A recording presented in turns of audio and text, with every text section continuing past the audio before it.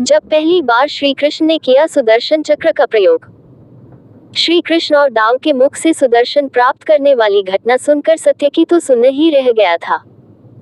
यादवों के तो हर्ष का ठिकाना नहीं रहा। उत्सव जैसा माहौल था। अत्यंत हर्ष के साथ 2 दिनों तक भृगु आश्रम में रहने के बाद क्रौंचपुर के यादव राजा सारस के आमंत्रण पर उनके राज्य के लिए निकल पड़े।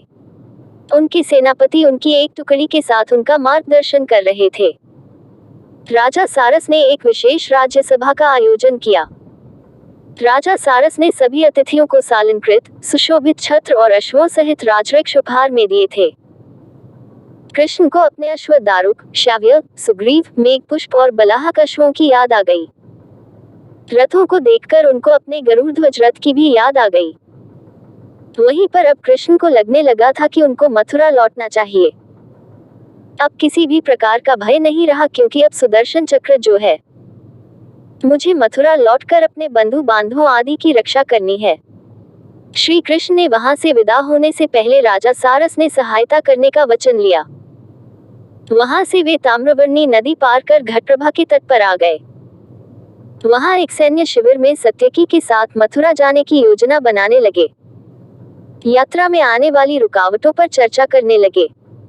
इस महत्वपूर्ण मीटिंग में दक्षिण देश के चारों राज्यों के सेनापति भी शामिल थे। सभी अपनी अपनी राय रख रहे थे।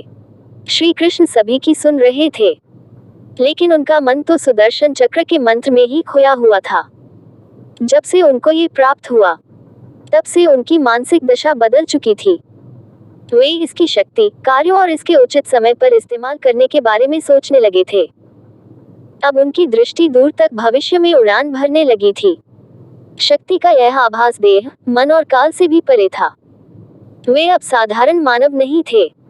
श्री कृष्ण सुदर्शन के बारे में सोच रहे थे। तभी गुप्तचर विभाग का एक प्रमुख हटे कट्टे नागरिक को पकड़कर उनके सामने ले आया।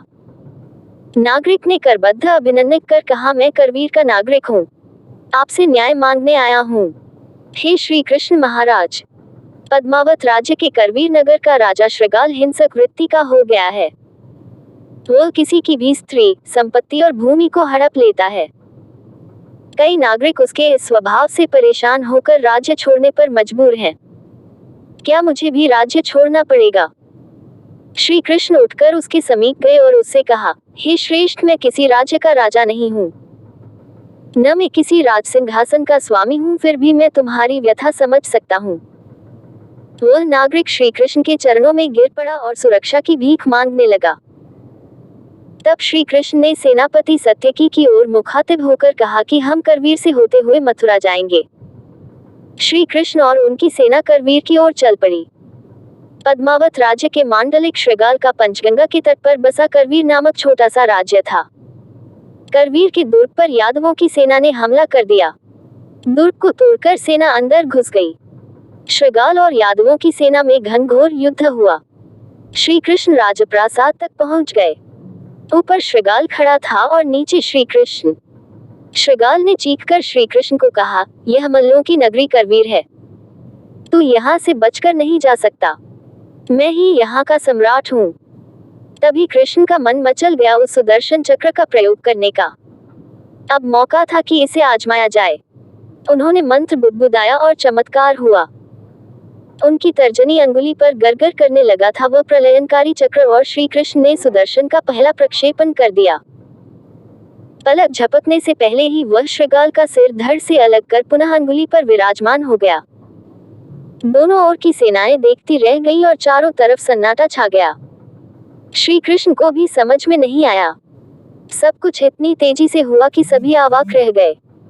आश्चर्य के चक्र में रक्त की एक बूंद भी नहीं लगी हुई थी। करवीर नगरी अब श्रृगाल से मुक्त हो गई थी।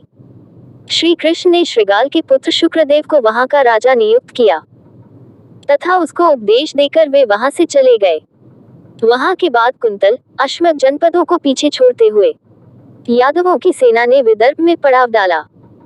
जहां पड़ाव डाला था वहां से कुछ योजन दूर पर ही कौंडिन्यपुर था, जहां के राजा भीष्मक जरासंध से हाथ मिला चुका था। उनका पुत्र रुक्मी था, जो शिशुपाल का मित्र था। रुक्मी की बहन ही रुक्मिणी थी। उसके और भी भाई थे। यहाँ से चलने के बाद 1 माह की कठिन यात्रा के बाद यादव सेना दंडकारण्य पार कर अवंती राज्य के भोजपुर नगर पहुंच गई। ये कुंती बुआ के पालक पिता राजा कुंतीभोज का नगर था। यहाँ अचानक ही श्री कृष्ण की गर्भ मुनि से भेंट हुई। वे पश्चिम सागर तट पर स्थित जितंजय नगर के यवन राजा से मिलकर आ रहे थे।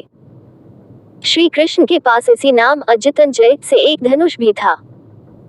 दूर गांधार काबरा नदी के प्रदेश के लोगों को यवन कहा जाता था।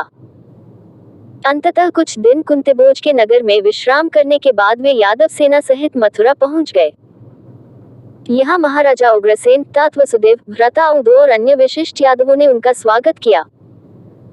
श्री कृष्ण के मथुरा पहुंचने से पहले ही जरासंध पर उनकी विजय का समाचार भी पहुंच गया था। वहां उन्होंने वसुदेव को उनकी बहन कुंती और उनके पुत्र पांडवों की रक्षा का वचन दिया।